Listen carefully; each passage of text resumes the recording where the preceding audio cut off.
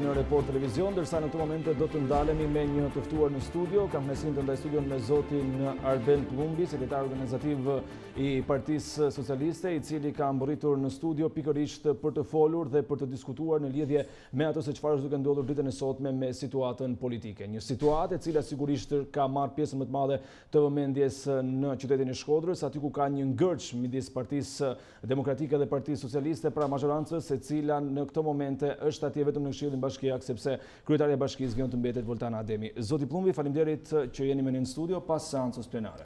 Faleminderit për ftesën. Do doja ta nisim pikërisht nga seanca. Ditën e sotme pam që u rikthye në një moment edhe në batuta midis kryeministrit të Shqipërisë Edi Rama dhe deputetit Kujtim Gjuzi. Gjithsesi, një seancë e rëndësishme ditën e sotme për qytetarët që nuk kanë patur mundësi të diskutojnë, çfarë ta shikojnë, pra çfarë është diskutuar dhe ku përqendrua më tepër debati mes deputetëve.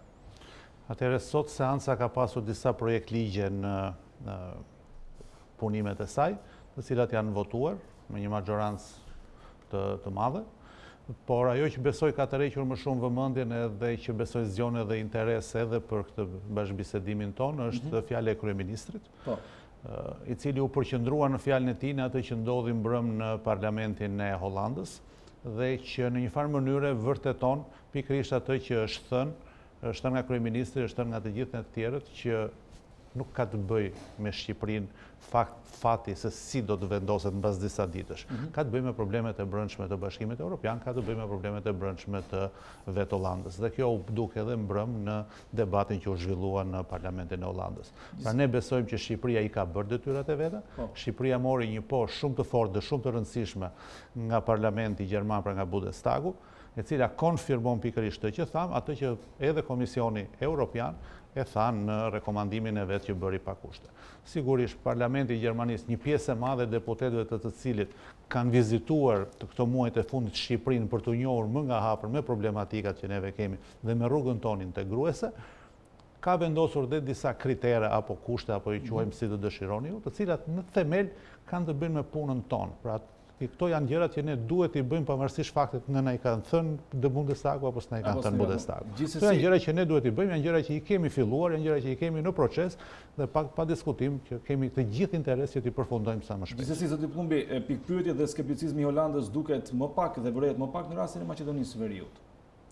Se ju thoni edhe kryeministri thotë që ka të bëjë me Holandën, ka të bëjë me Francën dhe me vende të tjera skeptike, por në një farë mënyrë pavarësisht se ne se pranojmë e ka ndarë Maqedoninë e Veriut nga ne në këtë proces. Po ne besojmë që edhe vetë ne si shqiptari kemi ofruar shumë më shumë të dhëna vetë parlamentit holandez dhe vetë problematikave që ka Holanda apo forcat politike brenda Hollandës në politikën e tyre me informacione apo me të dhëna duke etiketuar vetën tonë si delje e zezë e Europës. Kështu që nuk është faji tyre, në këtë aspekt është faji jonë, gjithsesi ata janë të mirë kuptuar në atë që bëjnë, ata janë një familje, ne dëshirojmë të shkojmë të ajo familje e cila ka rregullat, problemet, interesat, shqetësimet e veta, për të cilat përpiqet që t'i zgjidhin në mënyrën që ata mendojnë se është më e mira për t'i zgjidhur. Ne jemi duke trokitur atje, ne jemi që duhet t'i mirë kuptojmë këto gjëra, por në fund fare një gjë është e rëndësishme. Këto detyra që na i thonë ata apo i ngarkojnë vetë, ne duhet i bëjmë se s'bën sepse i kemi për të ardhmen tonë, për të ardhmen e vendit tonë, për të ardhmen e fëmijëve tanë. E kuptoj. Zoti Pëllumbi ka patur një lloj skepticizmi dhe një lloj gjykimi në opinionin publik, letra që mban firmën e 8 ministrave të kabinetit qeveritar drejtuar kryesisht Holandës, por edhe vendeve të tjera të Bashkimit Evropian. Pse pikërisht në këtë rast po themi duhet përdoret figura e femrës për të kërkuar një proces ose për të kërkuar një veprim, pra siç është hapja negociatave që Shqipëria në fundit duhet ta meritojë vetë, apo është në vijim të lobimit që ka bërë qeveria shqiptare? Këto janë lëvizje politike të cilat ne mendojmë që kanë një lloj efekti të caktuar. Sigurisht në vendimarrjen e Këshillit të Europës nuk është se do të ndikojë letra që dërgojnë ministret gratë të Shqipërisë. Por sigurisht është një lloj mënyra se si ne i afrohemi qeverisë Hollandës për t'i dhënë dhe një mesazh tjetër, për t'i dërguar edhe një mesazh tjetër që ne jemi të pa diskutuar në rrugën tonë. Sigurisht, rruga jonë drejt Europës nuk është fush me lule, nuk është se është një rrugë e lehtë, është një rrugë që ka pasur zigzaget e veta, ka pasur vështirësitë e veta, dhe sigurisht pjesa më e marginalizuar e shoqërisë shqiptare që është gruaja, sigurisht që ka vojtur dhe më shumë drejt kësaj rruge, por është edhe pjesa e cila përfiton më shumë drejt rrugës europiane të Shqipërisë. Kështu që dhe kontributi të gjithëve, sidomos në mënyrë të veçantë i grave tona të cilat janë të impenjuara në politikën shqiptare, është i mirë pritur dhe unë shikoj një gjetje shumë të bukur politike. E kuptoj. Ndërkohë, zoti Pëllumbi, ndërkohë që ne jemi drejt Bashkimit Europian duke pritur për hapjen e negociatave, situata politike në Shqipëri vjen të jetë problematike me kriza të njëpasnjëshme, kriza institucionale midis presidencës dhe qeverisë, por edhe midis pushtetit vendor dhe atij qendror. Ktu e kam fjalën për qytetin e Shkodrës, që ende nuk ka një kryetar bashkie, pavarësisht se janë konstituuar tashmë dy këshillet, Këshilli Bashkiak dhe Këshilli i Qarkut. Ju jeni një prej 4 të deleguarve të Partisë Socialiste në qytetin e Shkodrës për të zgjidhur këtë krizë dhe mbi gjitha për të ringritur Partinë Socialiste degën atje që duket se nuk është në vizit e veta më të mira. Mund të kuptojmë edhe ne më tepër se çfarë është duke ndodhur në këtë qytet dhe kur shkodranët mund të kenë kryebashkiakun e tyre? Nëse flasim për kryebashkiakun e Shkodrës, duhet në mënyrë të pa diskutuar që të shpallet një datë e re zgjedhjesh lokale. E cila ka pak gjasa bëhet nga Meta. E cila duhet bëhet nga presidenti i Republikës. Duhet bëhet nga presidenti i Republikës sepse i tillë është konstitucionalizmi shqiptar. Sigurisht deri në 13 tetor që presidenti pretendon që ka një datë zgjedhjesh të caktuara, do të shikojmë se çfarë qëndrimi ai do të mbajë mbas datës 13 tetor që skadon pikërisht data e zgjedhjeve që ai ka vendosur. Por kështu siç jemi sot, duhet patjetër një datë zgjedhjesh të caktohet nga presidenti për të pasur për t'i dhënë mundësinë qytetarëve të Shkodrës që të dalin në një proces elektoral tjetër për të zgjedhur kryebashkiakun e ri të Shkodrës. Në lidhje me proceset e tjera që ne si forcë politike jemi duke bërë në Shkodër, unë edhe në kuadër të detyrës që kam si sekretar organizativ i partisë, jam i ngarkuar që të ndjek mbarvajtjen e procesit të zgjedhjeve në partinë e Shkodrës. Kryesia e partisë ka vendosur që ta fillojë nga fillimi të gjithë procesin e organizimit në Shkodër dhe kemi filluar tamam në këtë proces. Është ngritur grupi i punës i cili po merret me përcaktimin e të gjithë skemës datave dhe të deleguarve në të gjitha organizatat socialiste dhe besoj që shumë shpejt i gjithë ky proces do të marrë rrugë njësoj si në tërë pjesën tjetër të Shqipërisë, sepse sigurisht se e dini, Partia Socialiste që nga 2 shtatori është në një proces të plot zgjedhjesh nga struktura bazë deri në strukturën më të lartë të saj që mendojmë ta mbyllim në fund të janarit. Ndërkohë besoj pyetja që shtrohet në këtë pjesë është po nëse presidenti nuk shpall një datë tjetër zgjedhjesh, çfarë do të bëhet me një këshill tërësisht socialist dhe një kryebashkiak të demokratëve që kemi parë në asnjë lloj mënyre zonja Ademi nuk pranon ta liroj karrigën dhe zyrën e saj dhe veçohet akoma kryebashkiakët se në fundit është në detyrë përdesë nuk ka një pasues. Ne besojmë që ju takon organeve të cilat merren me proceset zgjedhore, takon presidentit të Republikës, Komisionit Qendror të Zgjedhjeve, të cilët të interpretojnë këtë lloj ngërçi që është krijuar. Unë në këtë moment nuk di të them më shumë se sa kaq, por ajo që di është që pa një datë zgjedhje të caktuar nga presidenti i Republikës, ne nuk mund të kemi zgjedhje në qytetin e Shkodrës. Dhe për të folur për bazën socialiste të qytetit të Shkodrës, u diskutua shumë vendimi i kryeministrit Rama për të detyruar të gjithë drejtorët të jepnin dorëheqjen dhe më pas për të nisur një fazë tjetër për emërimet. Burime nga Report Televizion kanë mundur të kuptojnë se zoti Sterkaj në mbledhjen që keni patur me kryeministrin para 2 netësh, mos gabojmë, ka patur skepticizmin e tij për mënyrën se si do të përzillen pasuesit e drejtorëve që kanë dhënë dorëheqjen. Për të ndalur pikërisht tek detyrimi, ishte një zgjedhje e duhur të detyrosh dikë të jap dorëheqjen në blok siç ndodhi me 6 apo 7 drejtorët në qytetin e Shkodrës pavarësisht performancës së tyre? Duhet të kuptojmë që drejtorët rajonal në qytetin e Shkodrës janë pa diskutim në nënbartësinë e qeverisë. Pushtetit qendror dhe sigurisht që është kryeministri ai që gjykon se si mendon ta zgjidhë dhe ta menaxhojë një situatë caktuar në qytetin e Shkodrës, qoftë për hir të performancës, qoftë për hir të disa problemeve të tjera të krijuara në atë qytet. Ai mendoi që t'japi këtë lloj zgjidhjeje dhe sigurisht ne po ecim drejt kësaj rruge. Është ngritur një grup qytetar në Shkodër. Po, për të ndalur edhe te kjo pjesë. Në bashkëpunim edhe me deputetët tanë të qytetit të Shkodrës, edhe me aleatët që neve kemi në atë qytet, për të përcaktuar figurat më të mira dhe më të spikatura, për t'ja propozuar pastaj kryeministrit apo ministrave përkatës. Sigurisht, a do ta marrin apo do ta marrin parasysh pastaj këto propozime që do të vinë nga baza, këtë do ta shikojmë. Po gjithsesi, po bëhet një proces transparent besoj, i hapur, ku mendojmë që në fund të tij do dalin emrat më të mirë për të realizuar këto detyra. Gjithsesi, jemi të hapur për ta parë se si do të shkojë procesi. Sigurisht, edhe një pyetje tek Shkodra përpara se të ndalemi sërish tek politika në vend. E ka Partia Socialiste një emër gatën nëse ndodhe papritura, ndodhe çuditshme dhe presidenti Meta dekreton një datë tjetër zgjedhjesh? Partia Socialiste nuk ka vuajtur asnjëherë për figura, sigurisht që mund ta gjej edhe sikur mbas një ore ti dekretoj presidenti zgjedhjet, ne sigurisht që kemi figura, nuk e kemi përcaktuar se cilat do të jenë, nuk do të jenë, nuk është ashtu. Nuk kemi hyrë akoma në këtë lloj diskutimi emrash dhe figurash të caktuara, po sigurisht i kemi. Personalisht po të më pyesje, unë do kisha dëshirë që të kishim një zonjë. E kuptoj, një përgjigje që sigurisht lë shumë vend për interpretime. Ndërkohë do të riktheheshim pak në vend tek ngërçi institucional mes presidentit të Republikës dhe kryeministrisë, që duket se ndodhet në pikën më të keqe të mundshme, aq sa Partia Socialiste ka ndërmarrë hapin për shkarkimin e presidentit, ndërkohë presidenti nga ana tjetër vjon me deklaratat shumë të forta që bëhen nga një president për një vend që do të bëhet pjesë e Bashkimit Europian. Shqipëria shteti propagandës dhe i PPP-ve. Për të ndalur tek komisioni hetimor për presidentin, me aq informacione sa mund keni marrë edhe nga kolegët tuaj. Si po vijon kjo punë dhe mbi gjitha shkarkimi i presidentit të Republikës pa gjykatën kushtetuese, si mund të finalizohet? Por shkarkimi i presidentit të Republikës nuk finalizohet dot pa vullën e gjykatës kushtetuese. Sigurisht, komisioni hetimor që është ngritur, afatin e cilit ne edhe e zgjatëm pikërisht për të përfshirë brenda edhe raportin final që do të nxjerrë komisioni i Venecijës. Me datë 11, po. Me datë 11, pas 2 ditësh. Komisioni hetimor do nxjerrë në mënyrë të padiskutuar një raport. Në këtë raport do të kërkojë apo jo shkarkimin e presidentit të Republikës, është në gjykimin e atij komisioni. Gjithsesi, ai raport do të votohet në Kuvendin e Shqipërisë. E kuptoj. Ndërsa për të ndalur edhe tek situata brenda Partisë Socialiste, ju thatë pak më herët që ka një proces zgjedhjesh nga strukturat, pra që nga baza e deri në krye. Çfarë, po themi, nuk shkoi mirë, apo ky është një proces rutinë? Se ti hysh një procesi pas zgjedhjeve kaq rëndshëm. Atëherë, mbas çdo procesi zgjedhjesh, lokal apo qendror, organizatat bazë të Partisë Socialiste futen në një proces zgjedhjesh në varësi të rezultatit që kanë pasur në atë. Një herë në 4 vjet, në bazë të statutit të Partisë Socialiste, ky proces shtrihet për të gjitha strukturat e Partisë Socialiste.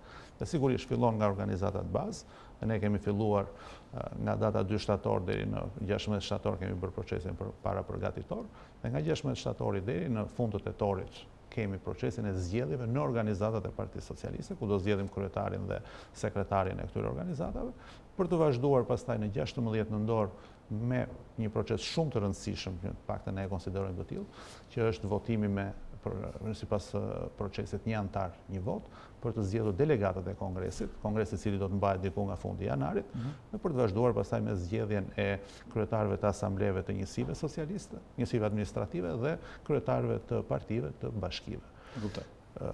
Kongresi pastaj do të përcaktojë dhe do të zgjedhë asamblenë e re kombëtare dhe asambleja e re kombëtare do të zgjedhë edhe kryesinë e re të partisë. Është një proces normal, një proces zgjedhor në bazë të statutit të Partisë Socialiste. Përfshihet gara për Partinë Socialiste, pra gara për kryetarin, dhe nëse po, kush do të jetë kandidati përballë zotit Rama?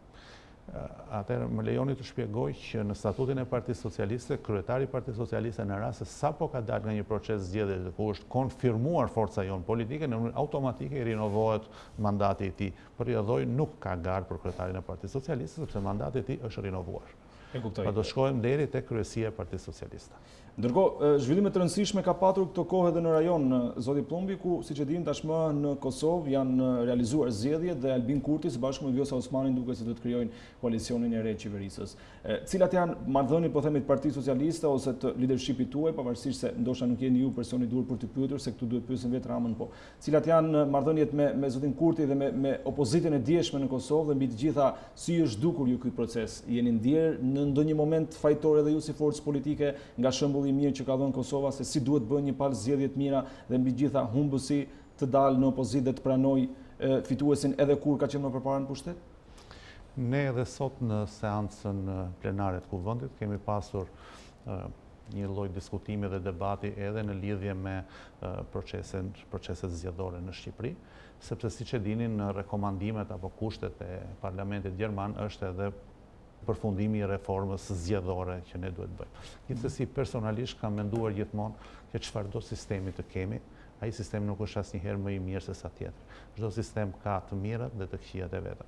bëhet i mirë sistemi kur zbatohet siç duhet. Sigurisht është më mirë kur ka më shumë të mira se më shumë të këqija. Kur forcat politike zbatojnë siç duhet një sistem, ashtu sikurse ai është votuar dhe është ndërtuar për të dhënë më të mirën e tij, atëherë sigurisht që gjërat shkojnë mirë. Dhe unë besoj që në zgjedhjet e fundit në Kosovë, pavarësisht nga sistemi që ata kanë, ata e zbatuan me rigorozitet të madh dhe me një frymë shumë demokratike.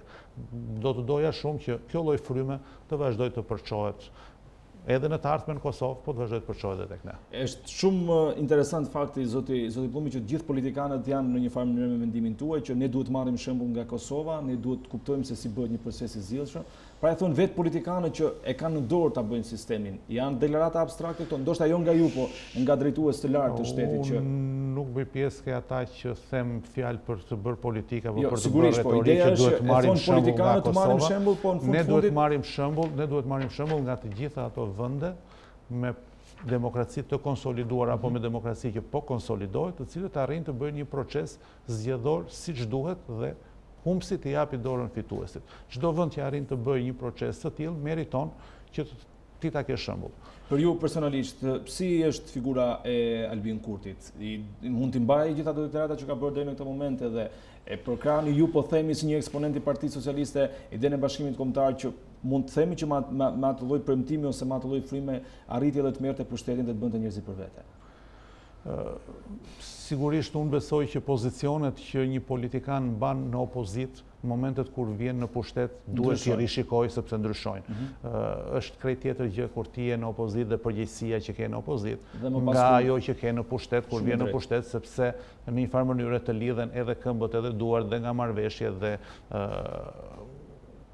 obligime që ke nga gjithçka, qoftë nga geopolitika rajonale, qoftë nga ajo më e madhe, qoftë globale. Aq më tepër në Kosovë, që Kosova e dim që është një shtet relativisht i ri, është një shtet që ka dalë mbas një lufte të caktuar, është një shtet që akoma ka probleme njohjeje, ka disa vende që mund ja kanë tërhequr njohjen, ka akoma vende të mëdhaja të cilat nuk e njohin, nuk është akoma antar i OKB-s, nuk është akoma antar i Interpolit e një sër gjërash të tjera. Kështu që sigurisht besoj që leadershipi i Kosovës në zgjedhjet e veta, në politikën e vet, qoftë brendshme, qoftë jashtme, ka një lloj kushtëzimi dhe unë besoj që cili do që do të vijë në drejtim të qeverisë së Kosovës duhet i ketë të gjitha faktor politik parasysh. Pra ideja e Bashkimit Kombëtar për të ndarur edhe kjo, pra përveç Albin Kurtit, edhe tek ideja e Bashkimit Kombëtar ju nuk është ideja e Bashkimit Kombëtar nuk është një ide që artikulohet kështu thjesht se do dikush të artikulojë një muhabet tavoline. E para, e dyta, pozicioni i Shqipërisë dihet saktësisht se cili është. Shqipëria e kërkon Bashkimin Kombëtar me Kosovën brenda Bashkimit Europian, kështu që përderisa ne ecim drejt kësaj rruge, cila do që të jetë qeveria e Kosovës dhe ajo duhet të ecë po drejt kësaj rruge. E qartë. Do të rikthehemi prapë tek situata politike në vend për të folur pak për reformën zgjedhore. Pas shumë muajsh bojkot institucionesh nga Partia Demokratike dhe Lëvizja Socialiste për integrim, duk sikur pati një pikë takimi pikërisht tek reforma zgjedhore, ndoshta edhe për shkak të presionit ndërkombëtar. Megjithse sërish palët janë ndarë në momentin që Partia Demokratike ka propozuar një platformë që ajo quan të sajën dhe që thotë se do e bëj kryeministri Rama dhe nëse ai nuk pranon, pastaj PD do e bëj vetë. Si shikoni të gjitha këto zhvillime dhe kur mund të kemi po themi një finalizim të kësaj reforme ose një ecje përpara të bisedimeve që duket se bën një hap para dhe 3 më pas pastaj. Më lejoni shkurtimisht të bëj një histori të shkurtër të proceset të reformës zgjedhore. Ne kemi pas ngritur një komision parlamentar i cili vazhdon të jetë edhe sot me përfaqësinë të dy forcave politike, kur PD-ja dhe LSI-ja ishin në parlament. Pra me zotin Bylyk Bashe dhe me zotin Bylyk Bashe, zotin Çuçi. Arritën të bëjnë gati 80-85% të punës me konsensus, pra ky draft ekziston. Gjithsesi procesi u ndërpre, ai komision vazhdon të jetë në fuqi. Sot në pjesë e atij komisioni është opozita që është në parlament, sigurisht e cila jep konsensus për disa gjëra, po ka dhe disa kërkesa të veta. Meqense ne kemi një nga rekomandimet ose një nga kushtet të cilat duhet të plotësojmë dhe mundësisht duhet ta plotësojmë përpara datës 18 kur mblidhet Këshilli i Europës, por nuk ka rëndësi thjesht me datën, ka rëndësi me procesin që neve vetë na intereson, që neve të gjithëve na intereson. Atëherë nëse Partia Demokratike edhe ftesës që është bërë për mbledhjen e komisionit nesër do të vazhdojë të përgjigjet negativisht, atëherë ne do të ecim në këtë rrugë duke marrë parasysh në atë draft që do të çojmë në parlament vetëm rekomandimet e OSBE Odirit të 4 palë zgjedhjeve të fundit. Pra nuk do të marrim parasysh as sugjerimet që ka pas bërë dikur Partia Demokratike, as ato që mund të ketë opozita e sotme në parlament, as ato që mund të kemi neve vetë. Do të marrim parasysh vetëm sugjerimet dhe vërejtjet që na ka bërë OSBE Odiri në 4 proceset e fundit zgjedhore. Do të thotë që për te asaj që ju obligon faktori ndërkombëtar të bëni që t'i kërkoni ndihmë opozitës, në një pikë nëse ata nuk pranojnë, ju mund ta realizoni edhe vetë, mund ta votoni edhe vetë reformën zgjedhore? Sigurisht me opozitën parlamentare, sepse kodi do 84 vota, cilat nuk e kemi. Por nëse është opozita parlamentare, por besojmë që do të gjejmë një konsensus, pikërisht e kemi mbështetur këtë gjë, pikërisht kjo që asnjëri nuk do të nguli këmbë në ato që i ka pasur opsione të vetat për reformën zgjedhore, por do të përqendrohemi vetëm tek sugjerimet dhe rekomandimet që ka bërë OSBE Odiri për proceset zgjedhore në Shqipëri. Këtu bëhet një ngërç deri diku i pakuptueshëm, zoti Pëllumbi. Në momentin që ju e keni një opozitë në parlament që në një farë mënyrë e thonin që është e ligjshme dhe tashmë opozita tjetër jo parlamentare Nuk themi ajo është e ligjshme. E qartë, po pse atëherë duke patur një opozitë ligjshme në parlament kërkoni të merrni mendimet e rekomandimet e një opozite tjetër që është jashtë? Sepse kodi zgjedhor ndikon në proceset ku marrin pjesë gjithë elektoratit shqiptar. Dhe sigurisht edhe forcat opozitare që sot janë jashtë parlamentit, që vazhdojnë akoma të shprehin ambicien e tyre për pushtet nesër, do të ishte mirë që të kishin një konsensus në këtë reformë zgjedhore që do të aprovohet. Por kjo reformë zgjedhore në mënyrë të padiskutuar do të aprovohet në parlament dhe do të aprovohet nga këta që janë në parlament. I keni votat zoti Pëllumbi, sepse zoti Lefter Maliqi, zoti Kujtim Gjuzi, ka disa faktorë në emra konkret, ne nuk e dim, nuk e se i kemi bërë këto lloj, nuk është se kemi bërë këto lloj numrash. Ata janë pjesë e këtij komisioni. Komisioni do të diskutojë, mund të votojë edhe kundër, ne nuk e dim këtë gjë, por gjithsesi sugjerimi që neve si forcë politike po bëjmë situatës në cilën ndodhemi është pikërisht ky. Pra asnjëri nga 3 faktore, pra qoftë ne si Partisë Socialiste, qoftë opozita në parlament, qoftë Partia Demokratike apo opozita jashtëparlamentare, në rast se do dojë të bashkohet këtij komisioni dhe ju e dini që ne i kemi lënë një vend në këtë komision me të drejtën e vetos. Atëherë ose asnjëri nga këto faktorë nuk do të japi konsensusin për dëshirat dhe për nevojat dhe për propozimet që kemi bërë secili nga ne, atëherë do të shkojmë përpara me një draft i cili merr parasysh vetëm rekomandimet e OSBE Odirit. E qartë, zoti Pëllumbi, se po flisni shpeshherë për konsensus. Politika shqiptare ka treguar që sa herë ka konsensus me partive politike, faturën më të rëndë e ka paguar populli. Pse nuk pranon Partia Socialiste ndryshimin e sistemit? Nuk është gjithmonë kështu. Në pjesën thash politika shqiptare, pjesën më të madhe. Tash politika shqiptare është ajo që drejton vendin, sepse ne kështu është ndërtuar sistemi. Dhe sigurisht në 30 vite që është drejtuar Shqipëria, ka pasur shumë konsensuse, në shumë ligje kemi pasur konsensus që kanë sjellë zhvillim, që kanë sjellë përparim të këtij vendi, sigurisht ka pasur momente kur nuk ka konsensus dhe s'ka asnjë arsye pse të ketë gjithmonë konsensus, se përndryshe nuk do kishim pozitë dhe opozitë. Zoti Pëllumbi, që keni pranuar gjithë se ai konsensus e ka sjellë vendin në këtë pikë ku jemi sot. Unë nuk bëj pjesë ka ata që besojnë që ai konsensus ka sjellë këto lloj ndikimesh. Unë besoj që individ të caktuar, politika të caktuara nga forca politike të caktuara kanë mundësi që të përmirësojnë ose të përkeqësojnë situatën. E kuptoj. Pse është Partia Socialiste kundër sistemit të proporcional kombëtar me listat hapura, pra që më i zoti, më i afti zgjidhet pa patur nevojë që të marrë firmën e zotit Lulzim Basha, zonjës Monika Kryemalli, zotit Edi Rama, sekretar të partive politike në vend? Atëherë, nëse juve ju kujtohet, neve kemi pasur një proces zgjedhor magjoritar. E kuptoj, deri rreth vitit 2007 mos gabohem.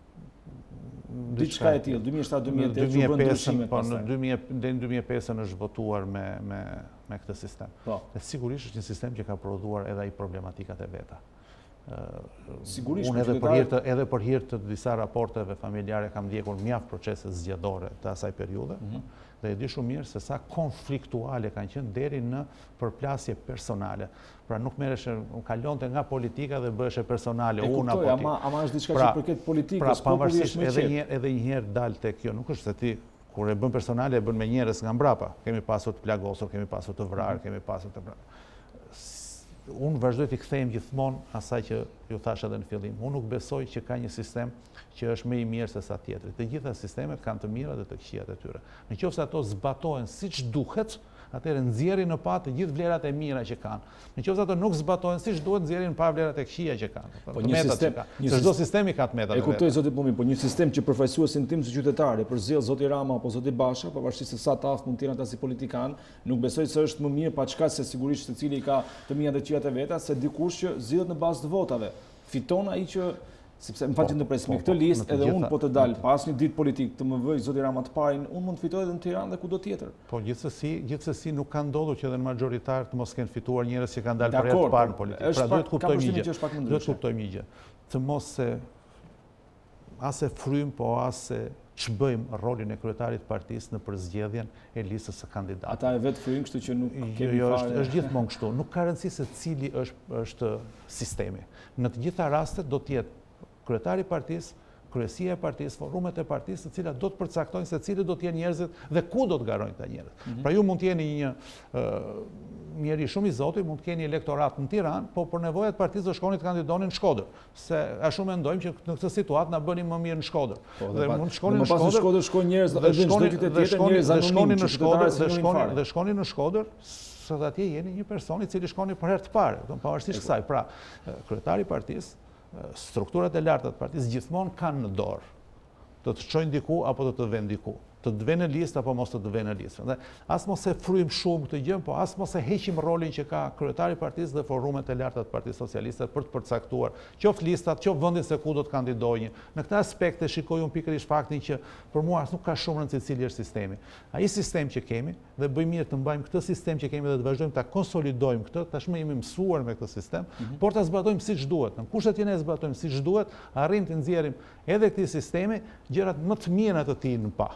E kuptoj. Ndërkohë se po vim drejt fundit zoti Plumbi, edhe një pyetje të fundit. Pa çka se vende si Holanda, Franca, të cilat janë skeptike, mund të kenë problemet e veta, qeveria shqiptare nëse larg qoftë nuk hapen negociatat, se sigurisht të gjithë duam që të hapen. Nëse nuk hapen negociatat, jeni të gatshëm ta merrni ju faturën e përgjegjësisë tuaj si qeveri, pa çka se kushteve të Bashkimit Europian, kushteve të vendeve si Holanda dhe Franca dhe cila do të jetë kjo faturë. Për shembull, mund të hapni një dritë e shile për zgjedhjet parakoshme?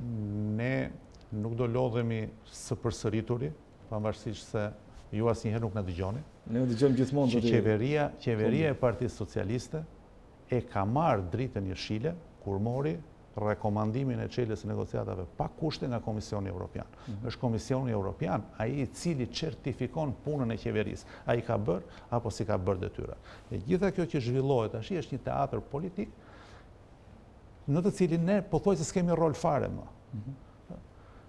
Për këtë arsye, se si do të jetë vendimi, unë besoj do të jetë pozitiv dhe negociatat do të çelen, por gjithsesi sido që të jetë vendimi, është krejtësisht e pavend të kërkosh qeverisë që shikoj tash me që nuk do të çelë negociatat, ti duhet t'ja për dorëheqjes. Në fakt, do të ja dorëheqën, të hap. A kemi probleme për zhvillime politike të rëndësishme që a kemi probleme të cilat duhet vazhdojmë të zgjidhim? Sigurisht, ne jemi në proces. Ne kemi një reformë drejtësie e cila akoma nuk ka përfunduar, ne kemi akoma një proces vetingu që pavarësisht faktit që vjet na kërkonin 57 prokuror apo gjyqtar ta kalonin vetingun, ne sot kemi me 180 të tillë, më shumë se 57, ai vetingi ka djegur.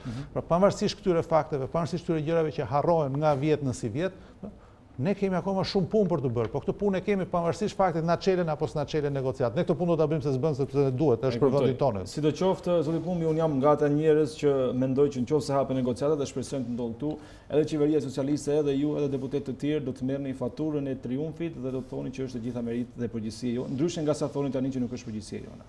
Nuk, mbase do të jemi përsëri bashkë, unë nuk do ta konsideroj asnjëherë as triumf dhe as dështim. E qartë. Këtë gjë. Nuk ka si konsiderohet triumf sepse ne jemi drejt asaj rruge dhe ne atë synojmë. Dhe për më tepër nuk duhet të harrojmë që çelja e negociatave është ulja në tavolinë me qeverinë e Bashkimit Europian.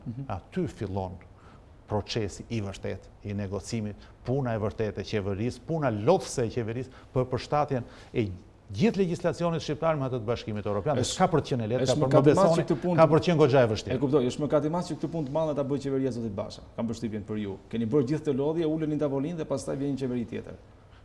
Cilado qeveri që mund ta bëjë këtë punë nëse do të niset nga interesi kombëtar është i mirëpritur. E qartë, zoti Plumbi, ju falenderoj shumë për te çakave që ishit me ne në këtë studio dhe që gjetet kohë për ne. Faleminderit juaj. Shikues të nderuar, ishte gjithçka e përgatitur për këtë hapësirë të drejt për drejt. Kisha kënaqësinë kisha në studio sekretarin organizativ të Partisë Socialiste, zotin Arben Pëllumbi. Faleminderit që na ndoqët, vijoni që ndroni në Report Televizion.